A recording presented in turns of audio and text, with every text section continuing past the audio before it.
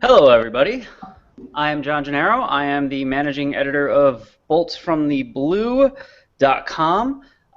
This is Generally Speaking. This is our weekly video podcast because there's really no better name for whatever we're doing here than that. Um, I'm joined today by Kyle Posey, who is probably our most popular writer at this point, and everyone loves him because the dude is smart and he knows everything there is to know about football. Um, it's the middle of July, so we're going to look back. We're going to cover some draft stuff, some rookie stuff, some off-season stuff, some free agent stuff, and then we're going to look forward and start doing some predictions of what we expect for the upcoming year. In the meantime, there is a thread on boltsfromtheblue.com. If you're not watching this there, you are one of the very few that somehow stumbled upon us on YouTube. If you are on the thread, if you have a username, go ahead and comment.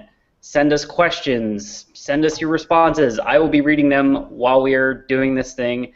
It'll probably take us about an hour if Kyle can join us that long.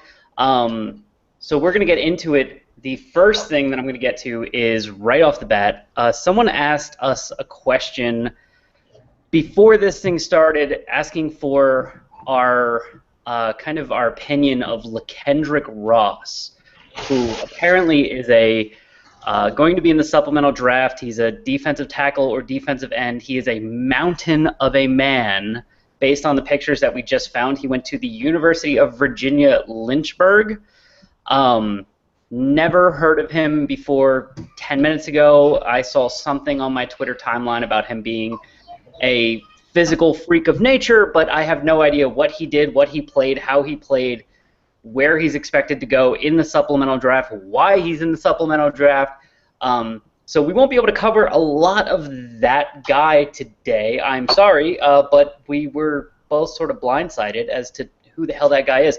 I found one picture, and I will post it in the thread on Bolts from the Blue so everyone can look at it, because it is hilarious how gigantic this guy is. He kind of looks like he has DJ Fluker's body, except he plays defensive line instead of offensive line. Anyway, that is enough talking for me. I will now let Kyle introduce himself and do whatever he wants. Yeah, what's up, guys? Kyle, you guys know me. Fighting a cold, so I probably sound terrible right now. I mean, we can talk about whatever you guys want to. Yeah, you said July, so not much is going on right now. I think it'd be good to, as the season gets started, we can go over some over-unders, see, like, for example, I'll ask John what, like, over-under so-and-so touchdowns for Rivers, and you guys, can comment on that, how you feel. But, I mean, I used to live in San Diego when I was a kid. I moved. Now I'm stuck in Iowa. The plan is to sometime move back down there, but I don't know when that's going to be. I'm going to visit there this year sometime during football season. The plan was to go. There's two back-to-back games that I wanted to try to hit up. It was the Jets and the Jaguars, and then the Patriots and the Broncos. But I don't know. I'll probably just go to one of those. Not much, man. We can get. All right, well, hey, look, I'm not in San Diego anymore either. Pretty much everyone who's not in San Diego is looking to get back to there. That's something I found out when I lived on the East Coast, was everyone, even if they just came out for a visit, like, oh, you're from San Diego? I can't wait to go back there. I went once, and it's amazing. So you don't even need to state that part of it. Obviously, when you come to San Diego, we'll set up some sort of Bolts in the Blue event so everyone can meet you and we can hug, and it will be awesome. Here's one thing I really want to get your opinion on, so I can see your face and the excitement in your face, because I don't know that I ever saw you online more excited about anything than Brandon Flowers. Like, you were super pumped about the Chargers even flirting with Brandon Flowers, and then when they got him, I thought you were going to explode. So tell me why you love Brandon Flowers, what he does for the defense, and give me your expectations for him for the year. I mean, it's a one-year contract. He could be gone next year. Tell me what you think he's going to do this year. Yeah, man, I've been like a Brandon Flowers like homer for some time now. I guess for everything that the defense wants to do, that's what Flowers fits. Like he fits that to a T. So like you play off coverage, you need corners to tackle, you need corners to be diverse. Um, I feel well. He's tracked wide receivers like all around the field. So I don't know if Pagano will do that, but he's very capable of that, man. But man, the corner struggle it's been bad for since the year Cromartie, if you really want to count that, like '07. So it's been bad for a while, man. So Flowers is going to be the best on the roster since as far as I can remember. My expectations are well. That's another thing. I mean, he's a guy that actually can get turnovers, man, and that's something that just doesn't happen. It's terrible to watch the defense, man. So, and that's another thing too. We can stop with the Pagano excuses after this. Now that he has a legit corner, so I do have pretty high expectations, man. I know a lot of people were down on him last year, and they were like citing PFF, but like my number, I think the numbers that I showed, I mean, he's not. He obviously he got hung out to dry with the terrible. Basically, he was playing with two Atari Big Bs last year, and that's why he was giving up all these long plays. Obviously, he's not like exempt from all the plays, but in San Diego's defense, there's no way he's giving up that many plays. So, man, I'm just excited. You're right. I'm really excited for him, man. Well, all right. So this is kind of related. So someone asked, assuming Flowers and Sharice Wright are the starters, who's the nickel? Is the nickel Jason Verrett? Is the nickel Marcus Gilchrist? And if it is, like, if Gilchrist wins that role, what do you do with Verrett? Is Jason Verrett, like, just hanging out? Is he learning? Do you try and, insert him on the outside if someone else gets hurt? Do you try and teach him nickel to work him into the lineup eventually to replace Gilchrist because we know how limited he is there? Like, at this point, they almost have a surplus of corners if you want to include Marcus Gilchrist as a cornerback. What do they do outside of Flowers and Sharice Wright? Yeah, that is kind of weird that now that, basically after one signing or one offseason with Jason Verrett and Flowers, now they have, like, exactly what they're looking for. But I think if Gilchrist is playing in the slot, then something is really, really wrong still because they have so many options. But I think they're going to put Verrett in the slot. Even if he does, I actually think Verrett's going to start. And then Wright will go to the slot once they go to nickel, once they go to passing situations. But, I think they're going to put Verrett in a position, or they're going to put Verrett on the field until he fails, basically. I think it's his job to lose. See, so the last time I did one of these, which I think was 2 weeks ago, I said pretty much the same thing. I said, don't be surprised if it's Verrett and Flowers on the outside as the starters.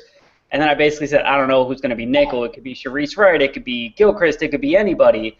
But then later on I thought about it, and I said, I wouldn't be surprised if Marcus Gilchrist doesn't even make the team coming out of training camp because they got like 4 safeties in front of them. They got 3 or 4 cornerbacks in front of them. At this point, like, we were looking at that last year of his rookie contract, and it's like $1.5 million, and we're like, oh, man, that's a good value. But it's really not a good value for a dude that might even not have a place on the team outside of special teams. Yeah, I'm not really sure if let's just pretend like a guy takes the next step and gets a chance to showcase what he can do, like, because obviously he ended the year on a really high note. I'm not really sure what Gilchrist offers to the team either. The only thing that I really thought that Gilchrist would be valuable for is like as a return man, and that's probably not going to happen at all. So it's not. I don't think it's far-fetched at all to think that Gilchrist is won't make the roster. But I guess I haven't seen his contract, so I don't know what they gain or lose by cutting him either. Yeah, I don't know off the top of my head. I want to say it's like $1 million, but all right. So everyone's just throwing their questions at you now that you're here to answer them in real time.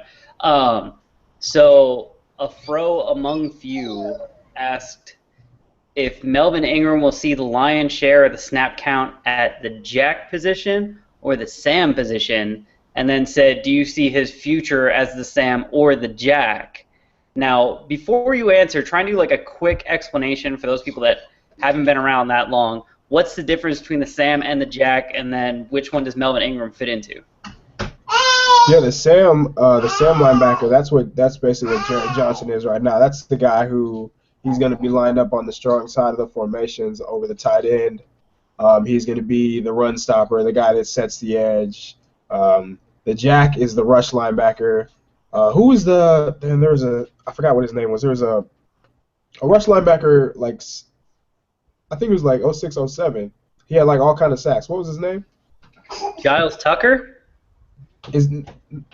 What? Oh, it was Barnes. He's basically like Antoine Barnes. Okay. Like, that's what the Jack rusher is. You want like your pure pass rusher, get up the field, get after the quarterback. He has contained on the weak side, but there's not like that many responsibilities. I mean, he just basically has the weak side, but his number one job is to get after the quarterback. That's what I think they're gonna have Melvin Ingram at. I am not as high as I watched Ingram over and over to see like where like this pass rushing, like where his pass rush skills are, and I really don't think they're where they need to be right now. So I mean, he's gonna get a chance like Brett in that same position at that Jack rush linebacker, but he's gonna have to improve for sure to get production. I know you and Jerome are both like pretty low on Melvin's ability to like get to the quarterback. I don't know, like I used to be, but last year I sort of talked myself into it because, and this is gonna sound stupid because I always bash people that defended Larry English this way, but he got close to the quarterback a lot, and it's really hard. Like, I like to look at stats, but sometimes it's really hard to ignore the big picture stats. Like when Ingram came back last year, the defense got way better, and all of a sudden they ran off like 5 straight wins, and they were able to like shut down the Bengals. And he was really the only thing that changed. I mean, I guess like the safety play got better because they started getting rid of Gilchrist and bringing in a Dye and having Stuckey play. But it really seemed like the biggest change they made to the defense to improve the team at the end of the year was just Melvin Ingram coming back. Am I wrong about that?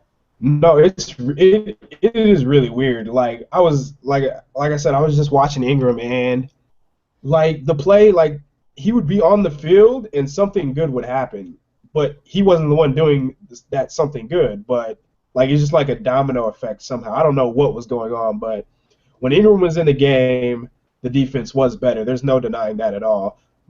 Just from an individual standpoint, as a pass rusher, I don't think he's where he needs to be right now. But like, there's no denying it all. Like when he comes in the game, there's a sack, there's a turnover, there was like a stop on third down. It was really weird, but so he has an impact, but not like by beating his man type of impact. I don't know, maybe it's energy or any other stupid buzzword you can find.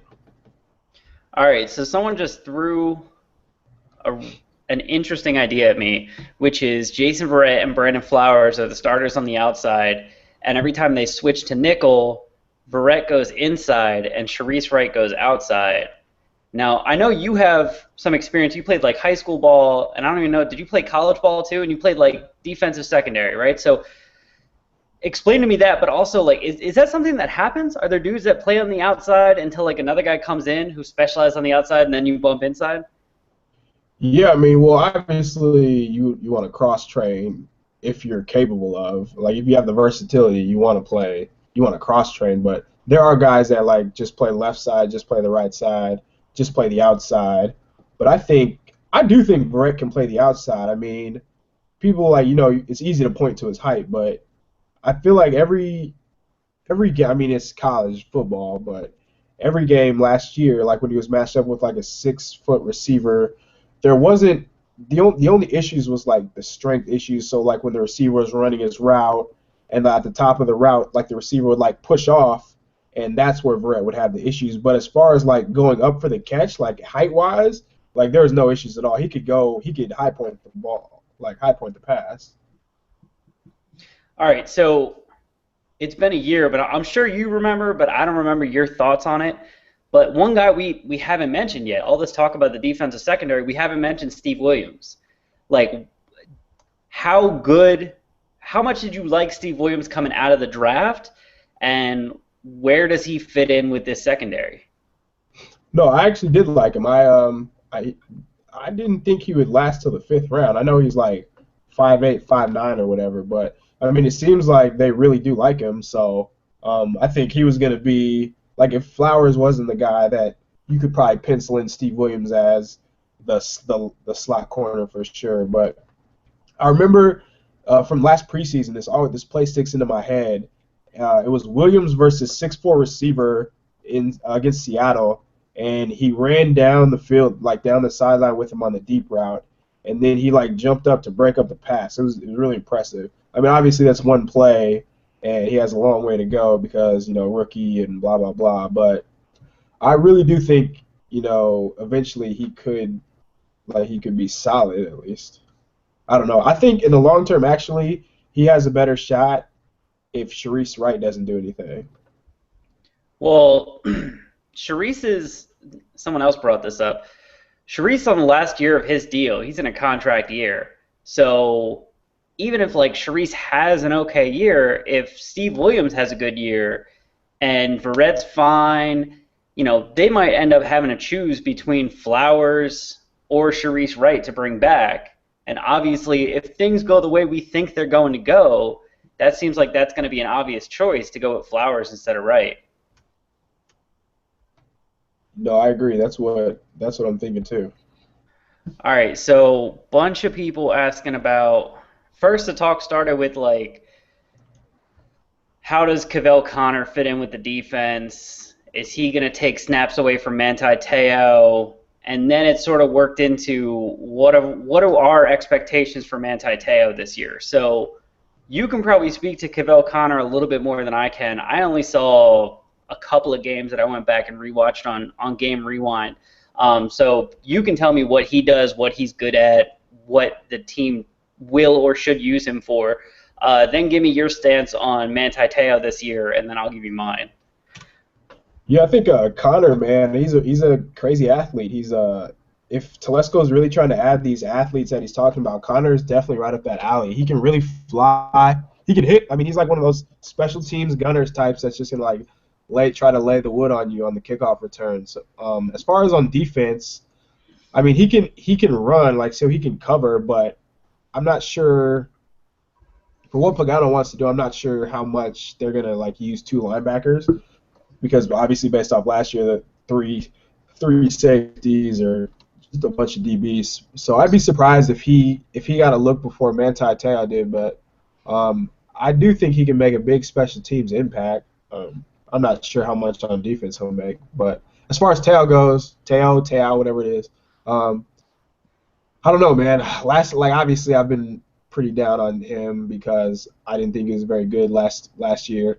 And everybody always points to the nose tackle, but I think the problems were really independent of the nose tackle. Cam Thomas, yes, he wasn't bad, but he was just like selfish. So if Cam's job was to eat up this double team, he would try to beat his man, and that he would hang out everybody else to dry. But it not necessarily, like, Te'o was obviously not aggressive at all, and he was just missing reads left and right. So, I know a lot of people blame the foot, but I don't know. I mean, I'm a big believer, if you're on the field, you're on the field. So if if Matthews was dinged up all year too, but I mean, we didn't give him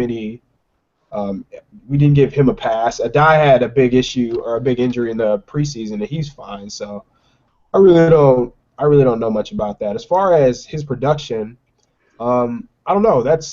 I think Jerome actually had a really good point where if he's gonna be playing the strong side inside linebacker, that Mike position, if we know Te'o had a good year if Butler has a lot of tackles, because he's supposed to be like the thumper and the hammer. So I really like that idea, but I'd like to see. I mean, I'd like to see him play more on passing downs, man, because everyone talks about how he got better at the end of the year. I really don't think so as far as the running game, but he definitely started to understand just like passing, like short zones underneath. He's just better at reading quarterbacks, so I don't see why he's not playing on passing downs more. All right, so here's my stance, and I'll sort of attach it to things that you said. So here's my theory. With the end point being, I think Manti Te'o is going to have a really good year. My theory about Manti Te'o and his rookie season is that he was asked to do a number of things at that Mike position that he didn't do in college. In college, his job was normal middle linebacker for a 4-3 defense. He was covering tight ends, occasionally covering running backs, playing over the middle zone, and racking up tackles. If the running play is going to the right, he's making sure he's clean so we can go and make that tackle. Now, he missed pretty much all of training camp, if not all of training camp, and missed the first few weeks of the season, and then came in and was given a job that he had essentially never done before. His job at Notre Dame was never like, hey, go blast that blocker and free up the guy behind you. It was go get that guy. Yep, and exactly. I don't think he will have any issue with following instructions. I don't think he's a selfish dude. I don't think he has a big ego, and he seems to be a hard worker. So I think if they get him in training camp this year and they get him in minicamp and he's healthy the whole time, and they start saying, hey, look, put your head down, run into that guy, that's your job now. I think he'll eventually learn that to the point where it'll become instinctual, and he'll be able to play that role well because he has the physical ability to do it. No one ever looks at him and goes like he doesn't have the physical ability to play the mic. He does. He may be a little bit undersized, but he's strong. He's fast. When he makes a decision, he can go. And so I think what he needs is a full offseason, a full training camp of instruction because they basically plugged him in there. They were like, hey, you're the starter. And people were like, oh, why isn't he playing linebacker well? He played linebacker well in college. Well, it's a different kind of linebacker. So I think if he can stay healthy this year, if he can stay healthy throughout training camp and then throughout the season, and they're on him, Joe Barry, the linebacker coach, is on him telling him this is what you need to be doing, I think he'll be a lot better. Yeah, I think he's actually very athletic. Like, people think because he ran that slow 40 time, like he's a bad athlete. Like, that's not true at all. He's really athletic. He can move. And there was a couple games towards the end of the year where he and Butler switched positions. So, like, he was playing that, like, that weak side inside linebacker, where, like you said, in college, that's what he did. So I wonder if they're going to make that, like, a permanent switch because there's, like, 2 to 3 games last year where they did switch at the end of the year. See, I would actually be mad. I would actually be mad if that happened because, number one, we've seen, like, what Butler does at the Mo, and that's obviously where he fits. And number two, at this point, I mean, I hate to attach a label to a dude, but Butler missed his entire first year. He was hurt pretty much all last year, so he's got what, like 1.5 like healthy years under his belt. Like, you have to look at him and say that dude's an injury risk. And to me, playing the mic, you're pretty much asking for injury if you're not Takeo Spikes or Randall Godfrey or one of those like giant boulder-looking dudes, and he's really not that. Yeah. No, I agree. I mean, you don't want him to. I don't know. Yeah, I mean, maybe it happens, and if I don't remember them doing it, but if they were doing it at the end of the year and it was working, maybe. Oh man, people are posting. Someone posted the GIF of Jamal Charles just juking the shit out of Manti in the backfield in slow motion, and it looks so bad. All right, we're about halfway through this thing. What do you know about Ryan Carruthers? I think, I mean, I watched him a lot. I have watched him, and I think we just need to like temper our expectations on what he's gonna be like because. What are you talking about, dude? Last year, undrafted free agent Kwame Gators was penciled in for the Pro Bowl in the preseason. Yeah. No, man. I mean, he is strong. He's 6'1" or whatever. So I think that is an advantage. I mean, but coming from, I mean, just a nose tackle playing against college linemen, coming against grown-ass men, that's just not an easy transition to make. So, I mean, there's a reason, I don't know. I wouldn't be surprised if we see him like 10, 15 snaps max this year because I never thought Lissamore was bad last year, but I wouldn't count on much from Careethers or whatever, however you say it, this year. I mean, he's good, like he can be good, but as far as an impact player to like hold down the base defense in the 3-4, right now, not so much. Like All right. until we actually see what he can do against NFL linemen, no. All right. So then starter at nose tackle should probably be LaKendrick Ross then. Yeah, book it. All right. So did you play any college ball? Yeah, I did. I bounced around a little bit, man. I was pretty dumb. I mean, but like, so I went I still to am. I went to Iowa Central when I was a freshman. Um, that was a power option team or like a power running team. So I played receiver. I actually went there as a DB, and they told me I can't tackle for shit, so they moved me to a wide receiver. Um, that obviously, like I said, it was a power running team, so I mean there wasn't much to do there. So I ended up going to Texas Southern. It was a D1 AA, and I never played. I never had my the clearinghouse. I don't know if you guys have ever heard of that before, but I didn't have enough credits to play, so I just kind of gave it up. Like I practiced and stuff, but I just kind of gave it up after that. So I mean, I've just watched football forever, obviously, but I only played in like JV games in college. I never actually like had like actual stats. All right, so here's the reason I asked, because this goes back to the characters thing. So I got a buddy, good friend of mine, that played offensive line in high school and played offensive line for a pretty prestigious high school here in LA that churns out NFL prospects like crazy. And he was their starting left tackle for his junior and senior year. Three of the dudes that were on the line with him went to the NFL. The dude that was behind him on the depth chart went to the NFL, but my buddy never did. And so I finally got around to asking him like why he didn't. And he's a really smart dude. He's a lawyer now, and big giant left tackle of a lawyer. And he told me that the difference between the high school game and the college game was just evident to him. And he was like, in the high school game, I was big and strong, and everyone's stupid.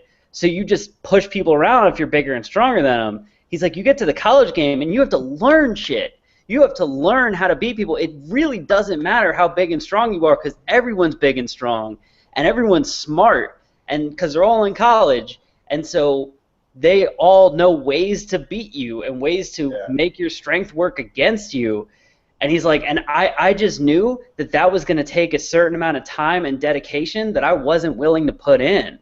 So he had offers for like full rides to all these different colleges, and he basically turned it down.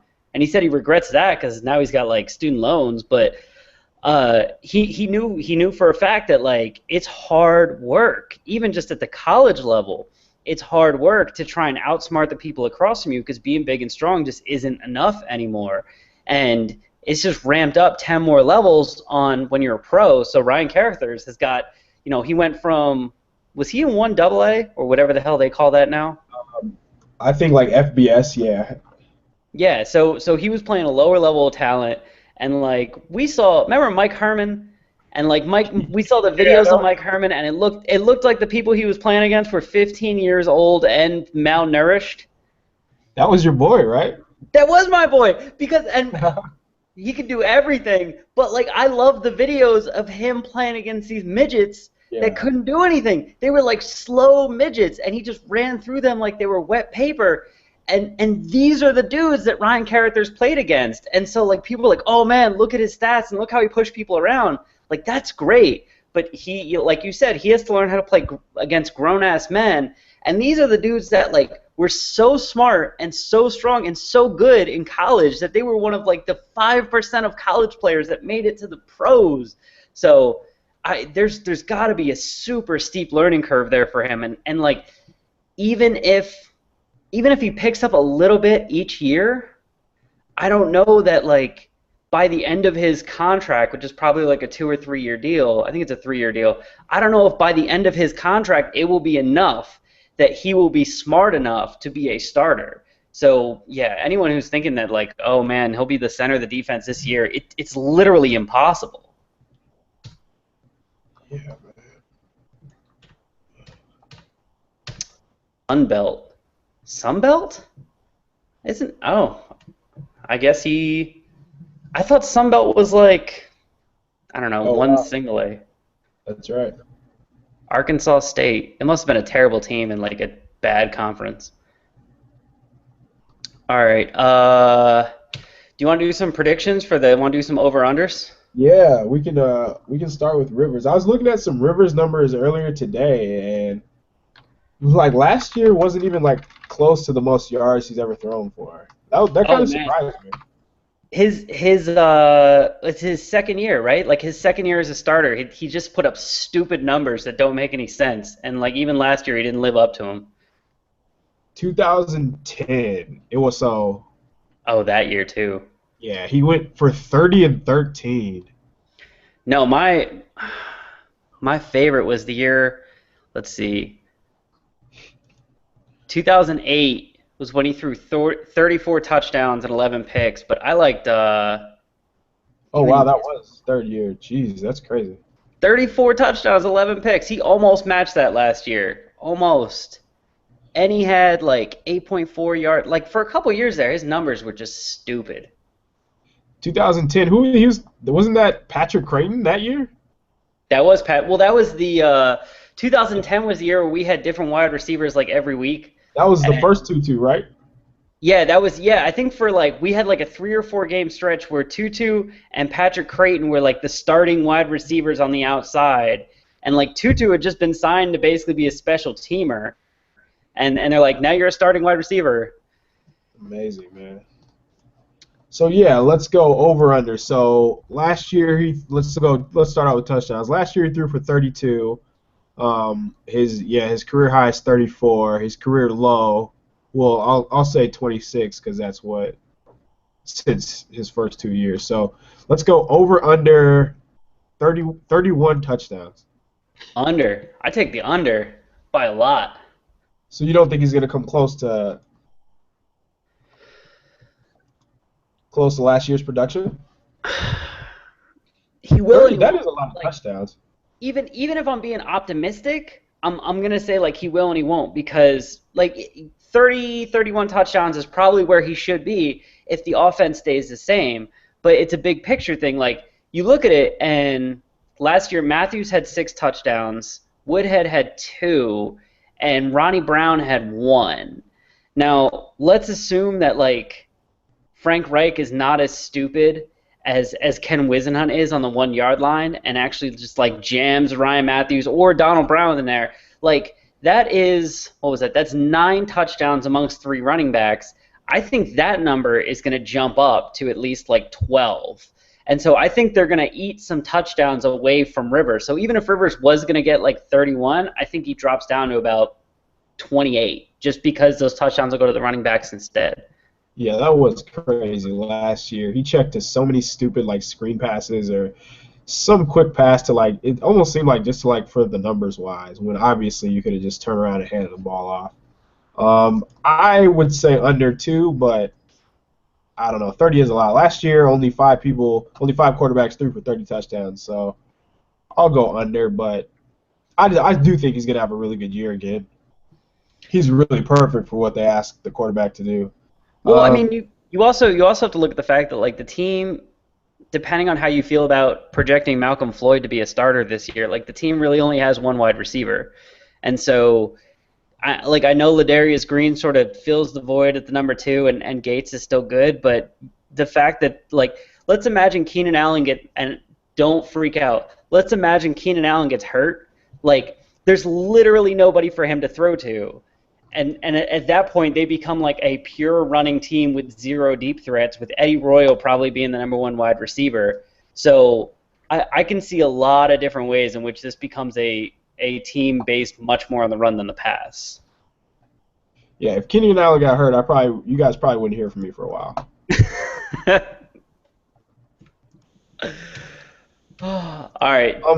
So yeah, Oh wait, so wait, there's wait, gonna wait. be a trio of running backs. So let's say, I mean, it's tough to do all the numbers with the three of them. Let's just say who has,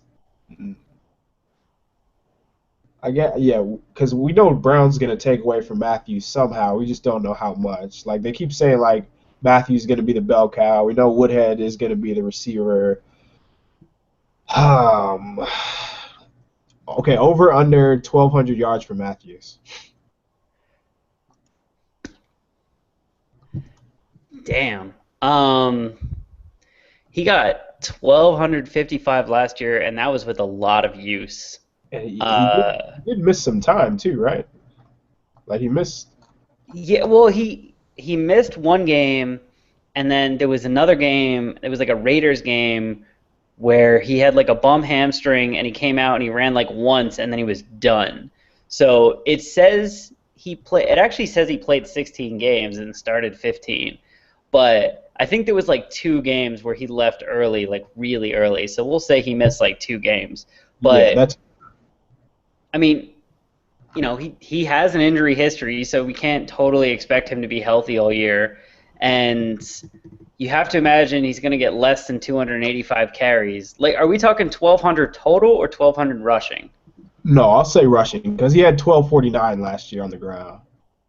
I got 1,255, but whatever, it's close enough. Yeah, I'm gonna say under, which is weird because I think he'll be like a better running back this year, and I think we'll see some big plays and stuff.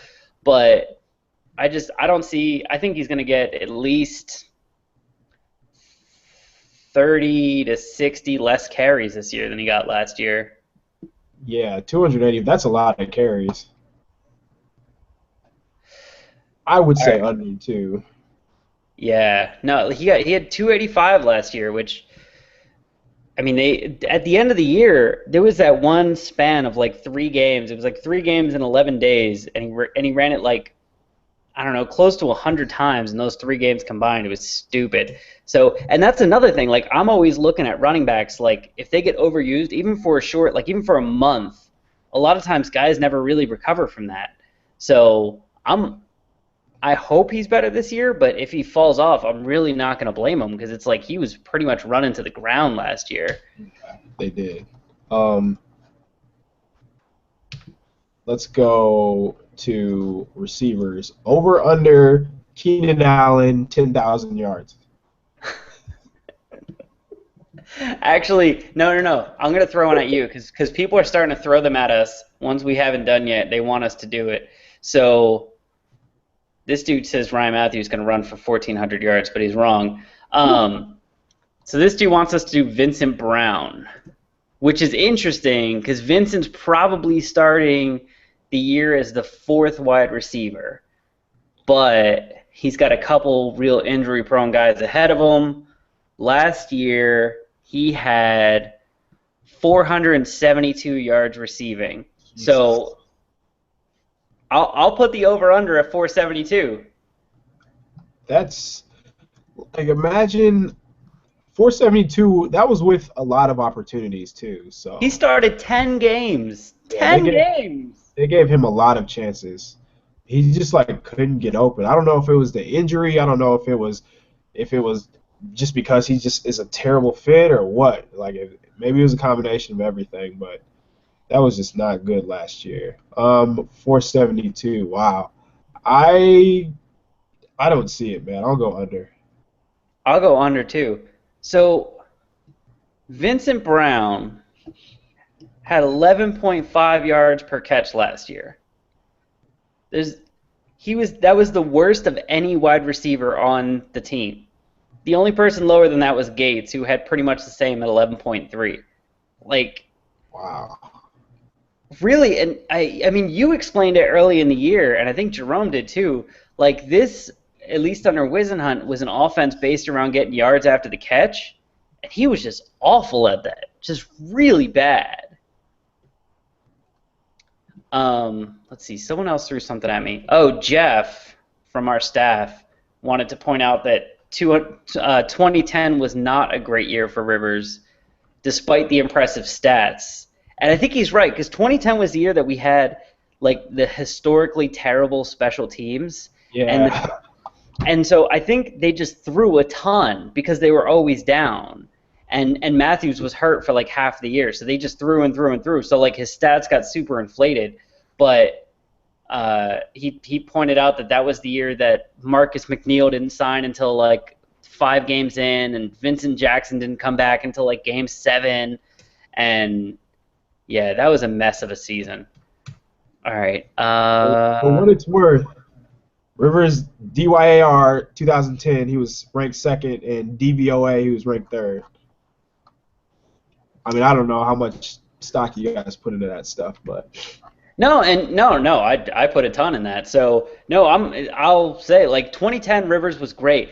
The thing that bothered me in 2010 was that Rivers, that was the year that Rivers lost the ability to like put together the drive at the end of the game to win it. Like he got really bad at comebacks in 2010. I don't know why, because before then he was always good. Like it was like, oh, you're down 6 and there's 4 minutes left and he's got the ball, and he would drive him right down and they'd score. And 2010, they were always in that situation, and he failed like almost every time. There was one time when he didn't, some historic game that I always forget about, but he was pretty terrible outside of that. People seem to really like Vincent Brown for some reason. I Um, mean, what, San Diego State? That's probably why. oh yeah, that probably is why. I watched him at San Diego State and I liked him a lot, but Vincent Brown was like my barometer that showed me how bad the Mountain West was, because you could watch him and you were like, well, this is a dude who's like got good fundamentals and good mechanics, but no speed. And in every game, he would like blow someone off the line and get like a 60-yard touchdown and be running away from people. And I was like, okay, this conference is terrible. So they've gotten better since then, adding Boise State and I don't know, Utah or whoever hell they added. But at that time, it was kind of sad. All right, continue with the over-unders. Okay, tight end is the elephant in the room. Everyone thinks Ladarius is going to break out and take away from Antonio Gates. It's pretty surprising that Gates still had 77 catches last year. 77 catches. That's pretty ridiculous. I Um, mean, that's got to be up there in terms of his top seasons. Hold on. That was the third most catches he's ever had in a single year. wow. Yeah, only three guys had more catches than he did. That is really impressive. But as we've said, there's another tight end that's not that bad. So let's go catches for Gates this year. Over under 65. Wow. Oh man.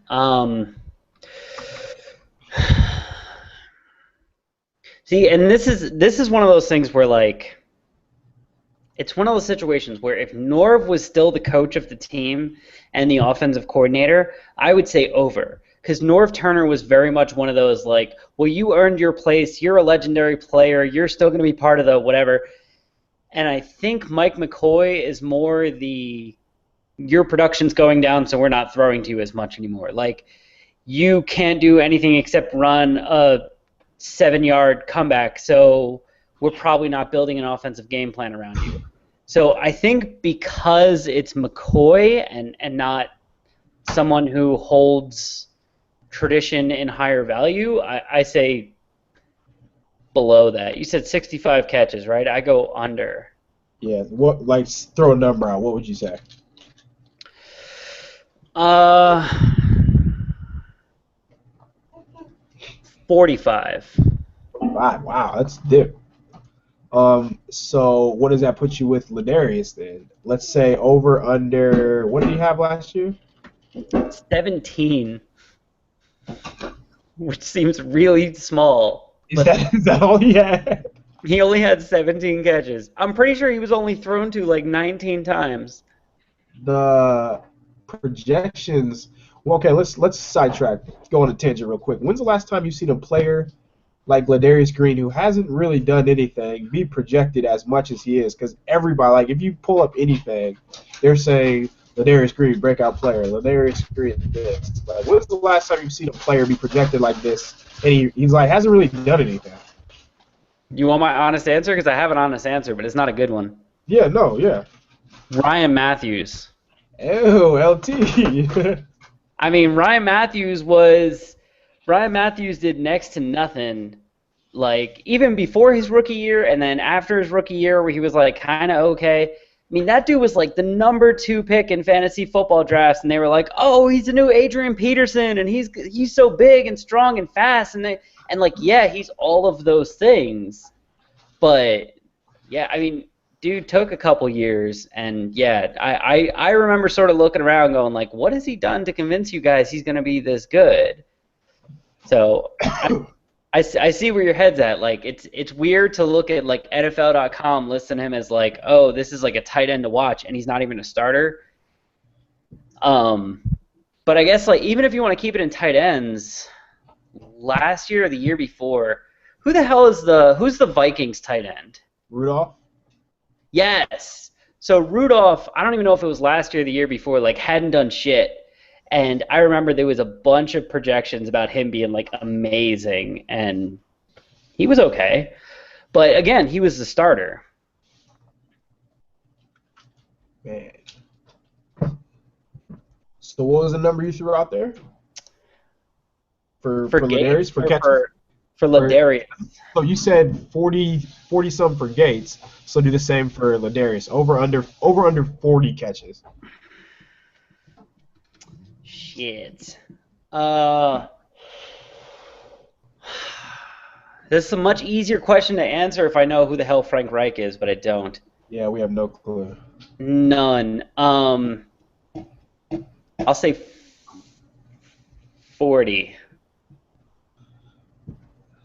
I'm going under, but I think he'll be a big play guy, but I think he'll be still. I think they're still gonna. They say they're gonna use him, but I'm not. I gotta see it first. I mean, I've obviously been one to promote him too because obviously he's a. I mean, look what he did when he had the ball, but. Well, and think about this. Think about this, because I've been thinking about this the last couple days. Like, I'm not factoring Malcolm Floyd into my plans for the upcoming year yet. Like, I need to see that to believe it. Like, he doesn't exist for me. So if we look at it and we say, like, Eddie Royal is not the deep threat he used to be, and Vincent Brown obviously isn't a deep threat, and, like, as much as you love Keenan Allen, like, Keenan's not really a deep threat either. And Gates obviously isn't a deep threat. So I was looking at it like Ladarius might be this team's only deep threat, and his job, which you kind of alluded to right there, his job might just become stretch the defense, like run a seam route up the middle and make sure they're keeping you honest with, you know, a safety at least, just to try and free Keenan from being doubled, because he literally might be like the deep threat on the team. Yeah, that's another thing that's so crazy about Ladarius, when like Rivers would just like throw it in his direction and he would just come down with it. Like he'd be in traffic, like one defender all over him, and he'd still come down with the ball. So I mean, I can like their projections, they might be a little hyperbolic, but at the same time they're probably fair because I don't know, he can be really damn good. So one last receiver. Over under Malcolm Floyd 10 games. He doesn't exist. 10 games. Like 10 games played or 10 games starting? 10 games started. Damn it, that's harder. You know what? Let's put positive vibes out there in the atmosphere. Let's go over. Super Bowl, baby. Yeah, I'll go over with Malcolm. I'll say Malcolm plays like 16 games and stays healthy all year, and it's just love and happiness and butterflies and puppy dogs. Yeah. I do. I think he'll go over too, but I'm not. I don't know. I feel like it'll be in a weird way. Like not, they won't like feature him as much. Like it'll be like kind of like a pitch count, like like a pitcher coming back from Tommy John or something.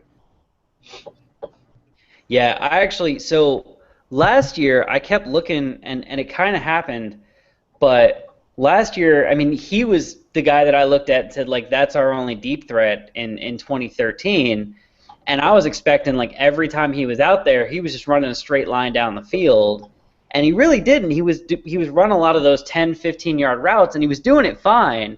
So sort of in that same vein, I actually wouldn't be surprised if this year, like, they used him to just run deep routes, just run go routes, because it's going to keep him from going over the middle, which is where he got hurt last year. It's essentially going to keep him from any big hits. He could still injure his knees jumping up and down or whatever.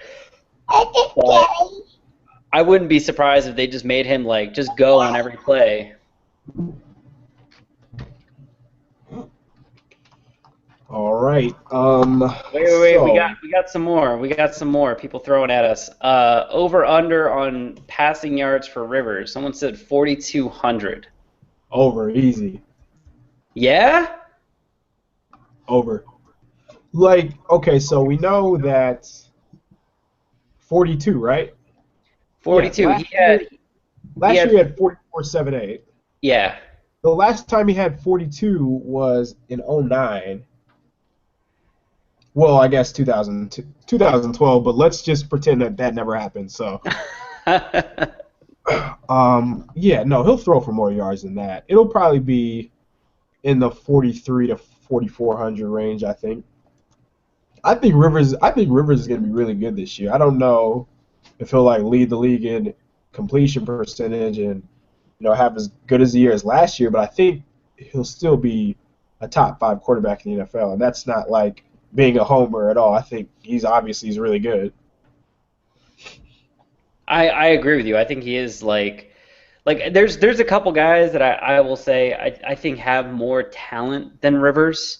I think Peyton Manning has more talent than Rivers. I think Aaron Rodgers has more talent than Rivers. I don't think that necessarily means they're going to be better than him every game or over the course of a season. But even just going as far as like talent on quarterbacks, he's my top 5. So someone did over under on Brandon Flowers interceptions. Ooh, what was that number? What do you think that number was? Probably 4, 3. That number was 4. Yeah. Ooh, man. Wait, who led the league? Who led the team in interceptions last year? Oh man, it wasn't very high at all. I'm willing to bet it was. Hold on, I got it right here. Weddle had 2, right? So Weddle had 2, and he was tied for the lead with Marcus Gilchrist, who we both said might not make the team. Jesus Christ. That was a rough. The Chargers have had a couple really rough years as far as turnovers go, and last year was one of them. All right, so over under 4 on Brandon Flowers. Well, under. I'll say under / push. That's a cop out. I'll say under. I'm gonna say under 2 because I feel like. I mean, let's not make it into a John Pagano hate fest, but I think part of the reason the turnovers are bad is because of John Pagano, and so I think. I mean, how many interceptions did Flowers have last year? 4, 3, less? I don't know. That's a good question. So I'm willing to bet he does the same or less than he did last year as far as actual turnovers go. How come turnovers are fickle for every team except San Diego? Right? Which bad it was like we sold our collective souls to the devil in 2006, and all of a sudden Clinton Hart had 1 million interceptions, and then I think 2007 Antonio Cromartie had 1 million interceptions, and then after that just nothing, just bad every year. Yeah, we'll see. I would say under though for sure. So who's going to lead the team in interceptions this year?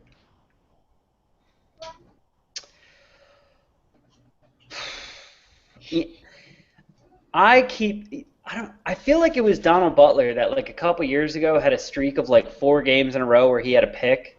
Am I remembering that correctly? Wait, was that the other linebacker? Was that him? Was that Spikes? No, I think who was that? He took an interception back to against Kansas City. I remember. I don't remember his name. I think it was like a dang. I don't remember his name at all. But I feel like Butler or Teo is gonna have one of those weird streaks during the season where they get like 3 picks in 3 games, and I would not be the least bit surprised if an inside linebacker ended up leading the team in picks. Wow. Like, I mean, look, Donald Butler had one last year, and Thomas Kaiser had one last year. Sean Lissamore had one last year. Kaiser's was So against Peyton. what? I said Kaiser's was against Peyton. Yeah, it was. So I mean, you could really look at this list and be like, I mean, obviously you want to pick a cornerback because they're getting thrown at the most. But you look at this Yeah. list, you can really pick any position and probably be fine. Cam Thomas had a pick last year. That Yeah. was the first play First. of the season, right? Yeah. Yeah. So you can really pick anyone, and so I'm gonna say Butler. I'm gonna say Butler leads the team in picks this year. It's probably gonna be Weddle, but I'll go with Butler. Yeah. Weddle's pretty easy. I'll say Sharice Wright. Oh, that is Shot shot in the dark. a little bit. All right. I don't know how to say this dude's name yet. The pass rusher we picked, Jeremiah Atachu, I think it's a toucher. over under 3 sacks. Oh, jeez. Um, you would think it wouldn't be hard to get 3 stacks for somebody who was drafted to literally rush the passer. Right, but let me remind you that Melvin Ingram had like what, 1 sack his rookie year? Yeah. I think coming out, Atachu is a better pass rusher, like strictly pass rusher than Melvin Ingram was when he came out. But we don't know how much Atachu is going to play, how quick like he'll adapt or anything. I'll say three actually sounds about right. I'll say push. You know what? I'm gonna go over. I'm gonna go over and say, 3. If he's healthy, he should hit 3. Speaking of which, all right, it's 8 o'clock. You got a family, and so I'm gonna let you go. But I'm gonna make you one. I'm gonna make you do one prediction. This is the worst prediction I could ever make you do. But I'm gonna make you do one prediction. It has nothing to do with stats. I want you to pick one dude on the roster who's gonna go down with a season-ending injury Oof. early in the year.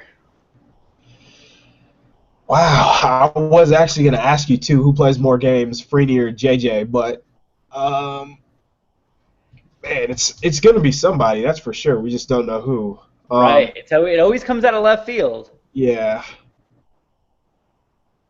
man. I will say this is messed up because I don't want to wish it upon anybody. I know. No, I'm making you do this so that if it happens to your guy, then everyone will hate you and think it was your fault. And if it happens to my guy, they'll just keep on hating me. I will say I'll say Brandon Flowers. Oh. Oh, that would be so painful. It'd be really bad. It'd be really, really bad. All right, so Well, I'm gonna give you the guy I want to say, but I won't, and then I'll give you my actual guy. So the guy I want to say, but I won't, is Mike Cyphers. oh wow. That dude, in the last couple years, he gets hurt all of the time, and it's always in like completely meaningless shit games. So I could totally see him breaking his leg in a preseason game or something. Don't want it to happen, but I could see it happening. Here's my guy. Here's my guy that I think is going to go down with an injury, because I look at these like season-ending injuries, and there's always some sort of weird complications to them. Like God is laughing at us. So I think it's going to be Danny Woodhead. because Danny's in a contract year. So he's going to go to free agency, and everyone's going to be going, well, is he done? Can he stay healthy? He's a little guy, you know. Once they get hurt, they're always hurt. And on top of that, he's going to get hurt, and then everyone will say, well, thank God we signed Donald Brown. And then there won't be like a three-headed running attack. It'll just be two guys like before. It'll just be Donald Brown instead of Danny Woodhead. That's my prediction. That is awful. I know. I'm a sick man. You're a cynic. I think Woodhead is the most underrated player on the team.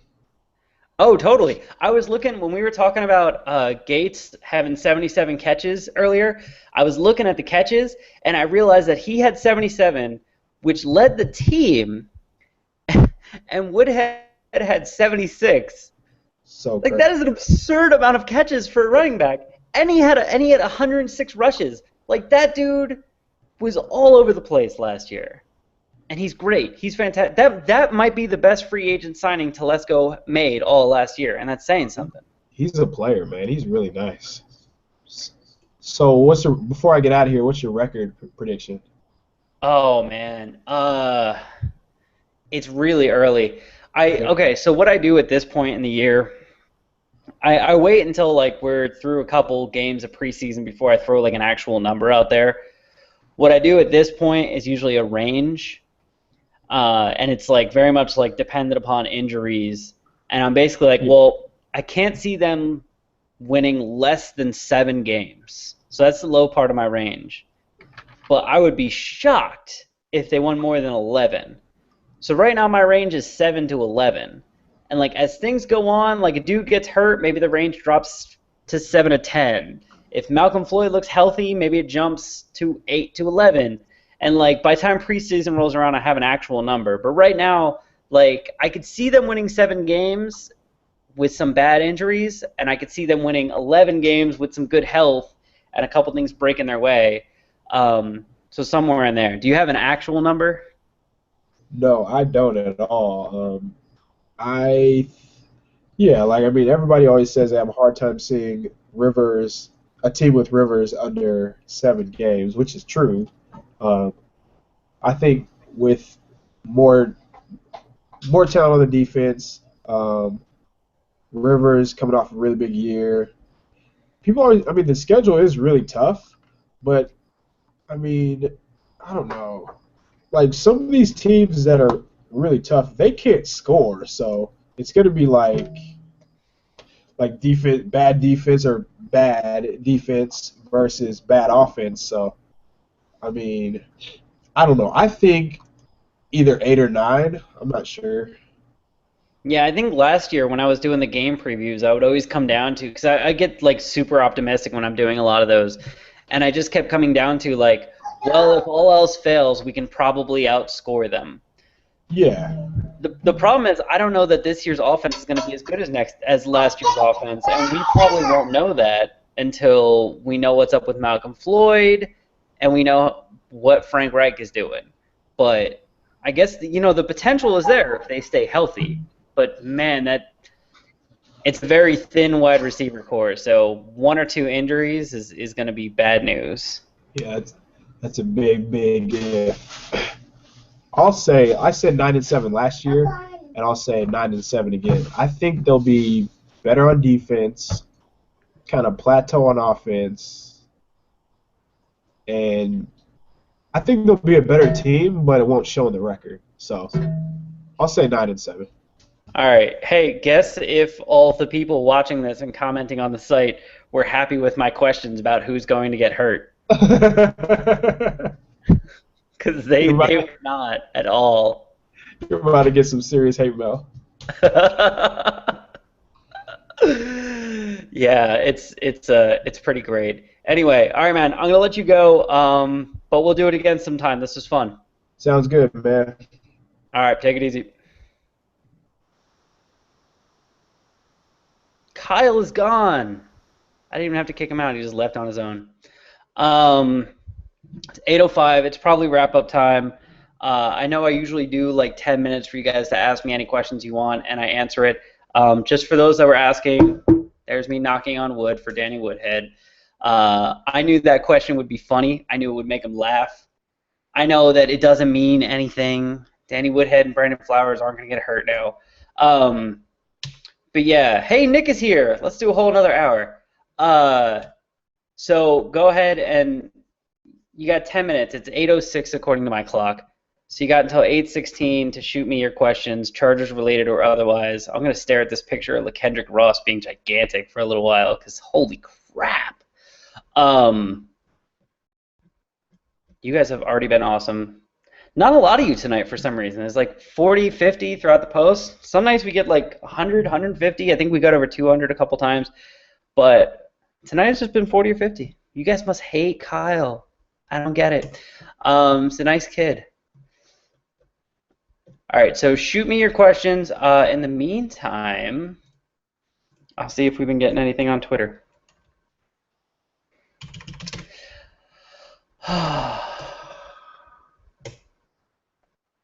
Let me look through these comments I sort of skipped over. They didn't draft Atachu for him to ride the pine. He will play significant snaps. In whose place? I mean, they didn't draft Melvin Ingram to ride the pine. They didn't sign Dwight Freeney for a couple of $1 million for him to do nothing for them. Like, all of those guys were brought in for a reason, not just Atachu. Oh, there's a bunch of comments. LaKendrick Ross, 6'5", 366, benched 47 times. That's more than you have to. Sorry, at the combine they like make you stop. There's like a maximum. I think it's like 30, 25, and they're like, all right, you did 25, you're good. 47 seems excessive. How long does Kyle stay here until he gets poached for real pay? Kyle is now getting paid. It's not much, basically paying him in peanuts, but I made sure he was getting something we can contribute to. I don't know how, I was going to say diapers, but I have no idea how young his daughter is, so that would be rude. I don't know. Hopefully Kyle sticks around. I keep getting this, like, I keep having this dream where I wake up and Kyle sends me a letter saying, like, hey, NFL Network hired me, and it's probably going to happen, but hopefully not for a while. Hopefully not until long after I'm gone. Because I know you guys think I'm going to be here forever, and maybe I will, but maybe I won't. I don't know.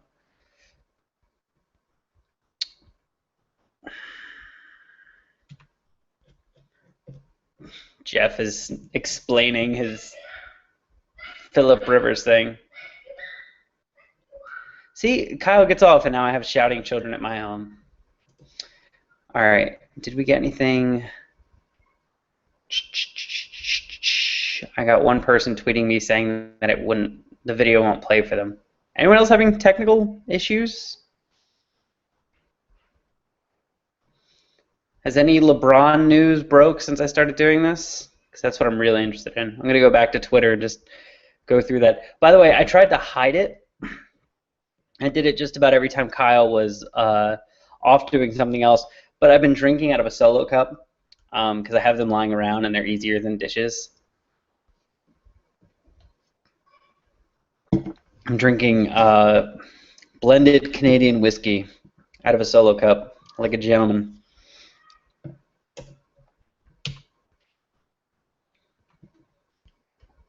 All right, no questions? It's been like 3 minutes. We got like 3 questions. Actually, that one's not even a question. Just check out LaKendrick Ross. I don't even know how to check him out. I saw your question. So me and Kyle, I'll tell you the funniest thing that happened all night. So 10 minutes before this thing actually started, me and Kyle got on here and we were talking back and forth, and I saw your note about LaKendrick Ross, and I like figured Kyle would know all about him. So I was like, what do you know about LaKendrick Ross? And he was like, who? I was like, LaKendrick Ross. And he was like, who? And he was like, oh, I think I saw something today about someone being interested in him, but I don't know who he is. So at the same time, we're like on the cam, and we're both looking up information, and I'm finding pictures of him just being a gigantic person, and Kyle's finding people writing rave reviews, and then I find out he's 6'5", 360, and strong as a house, and I was like, holy crap, who the hell is this guy? And like after a beat, Kyle goes, Jamal Williams, And I was like, oh my God, it's Jamal Williams. For those that don't know, Jamal Williams, you probably know who Jamal Williams is because he's probably retired in the Chargers Ring of Fame by now.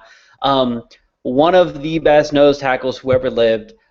He was gigantic like that. I don't know if he was 6'5". I think he was like 6'3", 350. He was huge and insanely strong, and came to the Chargers via the supplemental draft.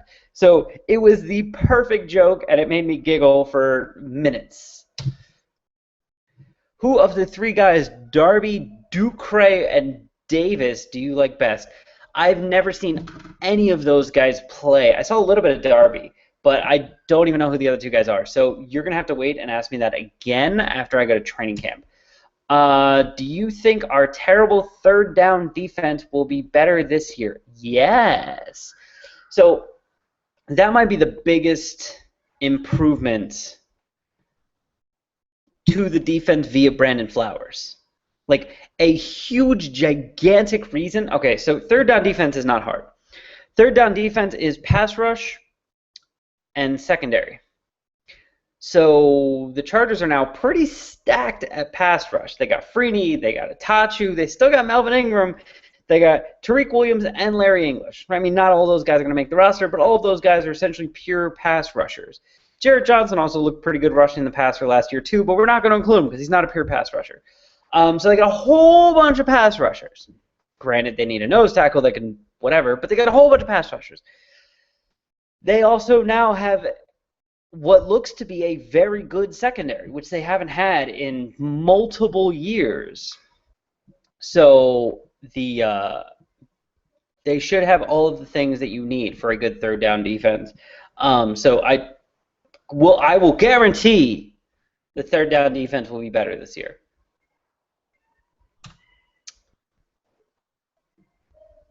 People are talking about Philip Rivers in 2010. Supposedly, LaKendrick Ross ran a 4.51 40 time.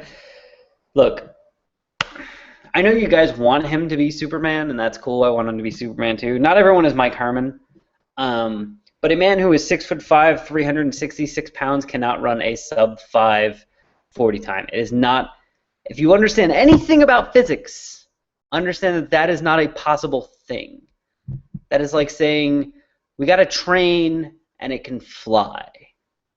There are no flying trains. I should make that into a t-shirt. There are no flying trains. And the 30 people that are still watching after an hour and 13 minutes will be the only ones to buy it and the only ones to get the joke, and I will love you all. Do you think Reese squeezes in and makes the 53 man? We need his speed. If he stays healthy, yes.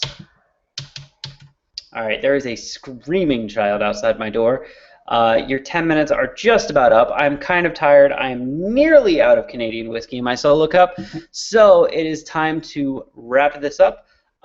Today is Wednesday. Probably going to be the last one this week. Once training camp starts, we will move to twice a week, I think. Once the season starts, the idea is to do once or twice a week, plus a pregame thing like we did once last year with about 5 different members of the Bolts and the Blue staff, and it was loads of fun. It was really awesome. We literally did it once. We had a shit ton of technical issues, and people still tell me how great it was, how much they loved it, how much they wish we did it again. So we're going to try and make that a regular thing. Basically, if you like podcasts, if you like videos, there's going to be a ton of that stuff. Bolts in the Blue, this is the season we move from a blog that happens to do some video stuff to a like full-on universe of blog, Twitter, Facebook, Google+, videos, podcasts, pregame shows, postgame shows, possibly meetups, the whole thing. We're going to do more of it because you guys have been begging for it and I got nothing better to do. So we're going to do more of it. Any surprise wide receiver, undrafted free agent, or free agent we should look out for? No idea. I never know those guys until I see them in person, and then I see them in person, I fall in love with them, and then they end up doing nothing. Like Taylor Embry, who is a guy that I seriously fell in love with like 2 years ago and then got cut from the team and never really did anything. Anyway, I'm rambling. I said I would go. I'm going to go. I will see you guys next week. Have a lovely weekend. Enjoy the heat. Enjoy the sun. I will be in San Diego this weekend, so if you bump into me, I don't know, buy me a drink or something. All right. Have a good one.